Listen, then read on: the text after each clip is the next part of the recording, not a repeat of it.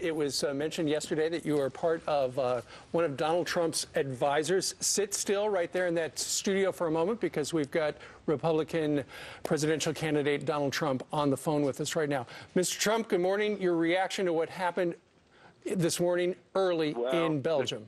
I think it's absolutely horrible. You're talking to a great man in Walid. He knows this stuff better than just about anybody I can think of, and you have the right man. And I will tell you, I've been talking about this for a long time, and look at Brussels. Brussels was a beautiful city, a beautiful place with zero crime, and now it's a disaster city. It's a total disaster. Mr. Trump, and we have to be very careful in the United States. We have to be very, very vigilant as to who we allow into this country. If you do become president and we're in a situation like this, what would you do to protect America? Well, again, I think I've said it. I would close up our borders to people until we figure out what is going on. Look at Brussels. Look at Paris. Look at so many cities that were great cities. Paris is almost as bad. If you look at, Paris is no longer the beautiful city of lights. Paris has got a lot of problems in it, and all you have to do is speak to the people that live there. And you look at other places where the same thing has happened, and they're in fear. Their cities in fear, and we have to be smart in the United States. And when people come in, I mean, we're taking in people without real documentation. We don't know where they're coming from. We don't know we don't know where they're from, who they are. You look at them and look at it from any standpoint. They could be ISIS. They could be ISIS-related. And, we just don't learn. We don't learn. I mean, Brussels is an amazing example. Brussels was an absolutely crime-free city, one of the most beautiful cities in the world. And now you look at it, it's a disaster. But we're talking with Donald Trump, obviously. Donald, as we just talked to Walid Phares, we talked to Dr. Zuhdi Jasser, yesterday Ambassador Khalilzad, done great things for this country. What do all three have in common? They're Muslims. The key to unwinding the Muslim extremist issue is getting the Muslim community to trust us, how to trust us and the government more than they do maybe people in their own community. How do you do that? Well, you need to have, you have to be very vigilant as to who you have and where they're coming from. And, you have to look at people and look at their background so closely. But this is a story that just seems to be more and more happening. And you're going to see things happening in Paris. You see what's happening in London and other cities, and it's really not very pretty to watch. And, if you take a look at the migration and you go up to Germany, I have people and friends that live in Germany. They say what's going on up there, they've never seen anything like it in their lives. I mean, this woman allowed millions of people in, and the assimilation is very, very difficult, and in some cases impossible. Sure, and in many cases, and I know you have seen the reports, Mr. Trump, where as ISIS has rolled over different communities and cities and towns in Syria, they knock over the courthouse, they take the passport machine, and they take the passport documents, and they just print up fake passports for the people who need them, or people who've got the money.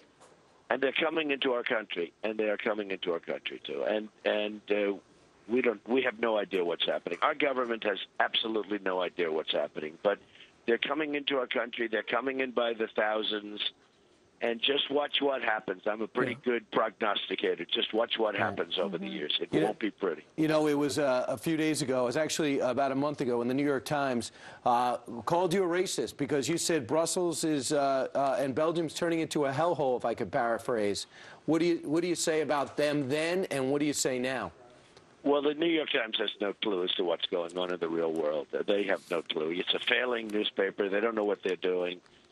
It'll be closed unless somebody buys it as a trophy and loses a fortune. The whole thing is ridiculous, that we listen to people like this, that we listen to people. They blew a newspaper right out of the woods. They went into other businesses, lost billions of dollars, and then we're supposed to sit back and listen to the New York Times.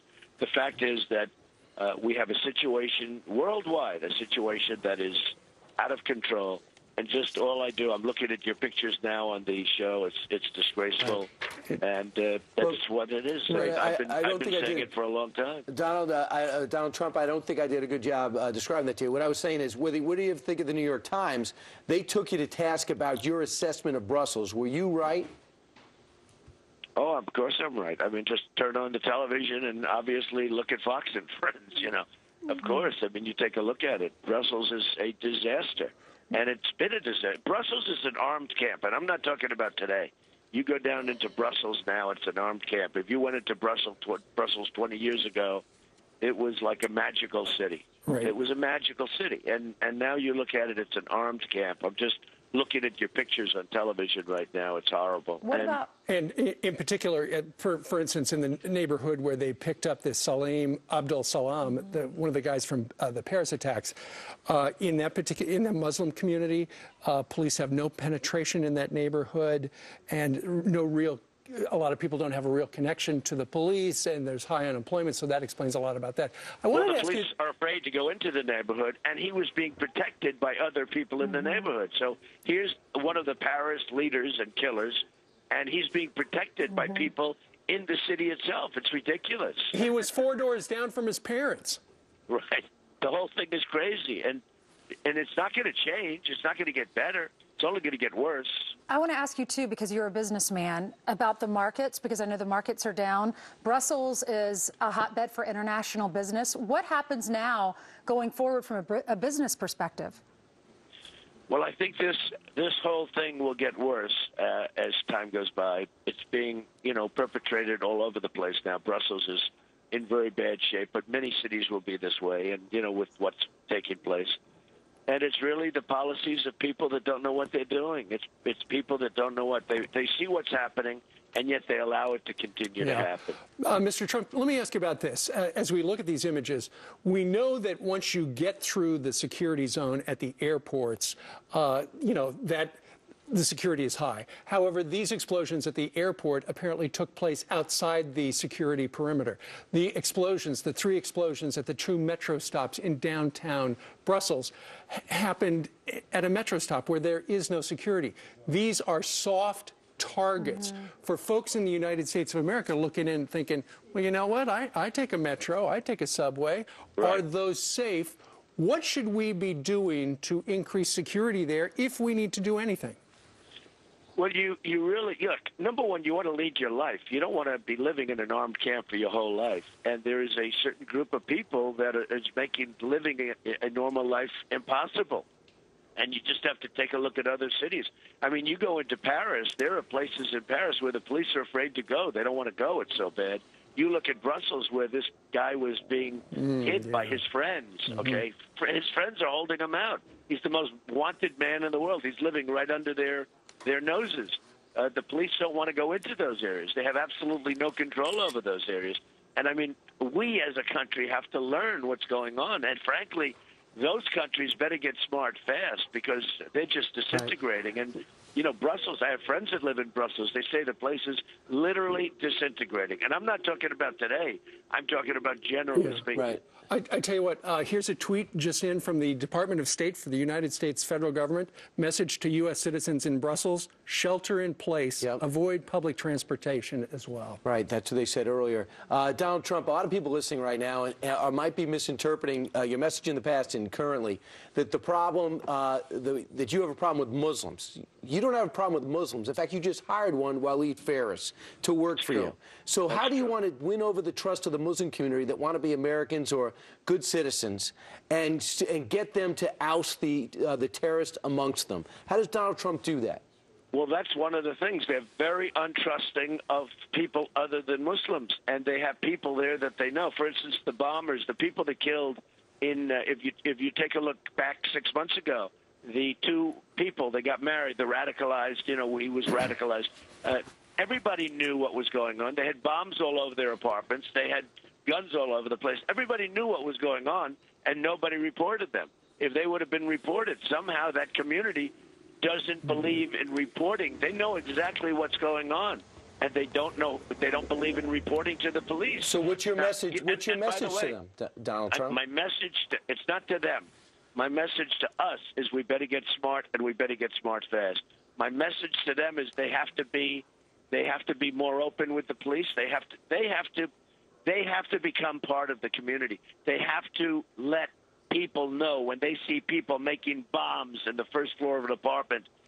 They have to let people know, and they don't do it. and then the bombs go off and the guns go off and everything happens, and you have a situation like you recently had in California where 14 people are killed, or you have Paris attacks, and it's going to get worse and worse. In my opinion, this is just the beginning. It will get worse and worse because we are lax and we are foolish. We are foolish.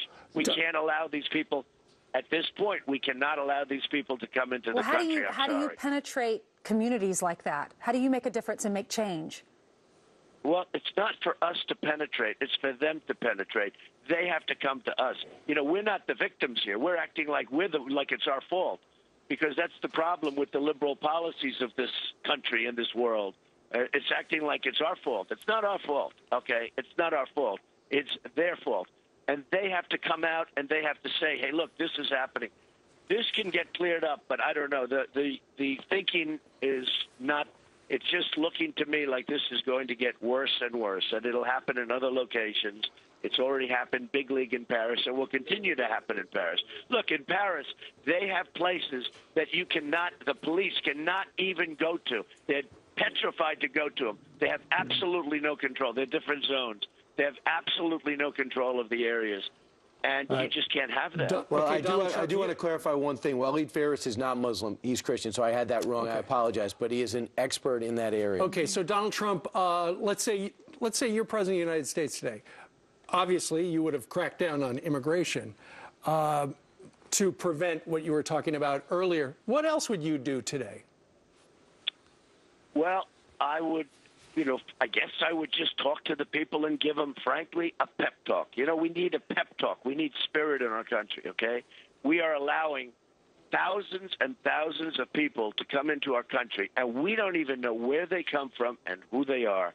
They're coming in from Syria. They're coming in from different parts. They're coming in from the migration. You say. Excuse me? You say you're going to fix that. Well, I'm not going to fix it. I'm not going to allow them to come in. That's going to be fixing it, okay? Right. I'm not allowing them to come in. I mean, we don't know what's going on. There's something going on. There's something different. They're not assimilating into society, and there's something different. And we have to be very, very careful, and we have to be very vigilant. And this is what I've been saying for a long time. And I guess it's at least a small part of the reason why I'm the #1 front runner. Right. I mean, people are very concerned about this, and they're very concerned about the security of this country, of our country. Right, and obviously, if people are coming in from Syria, there's a lot of them just are victims, and there's some of them that want to pretend they're victims, and they're terrorists. But what about the other people that are want to be Americans and want to be Muslims? You have to be very vigilant. They have to be checked so carefully. It's a very hard thing to do. If they're coming from Syria, it's likely they have no documentation, they have no paper, they have no anything. But if they're coming from certain other places, and if they're Muslim, they have to be checked very, very carefully.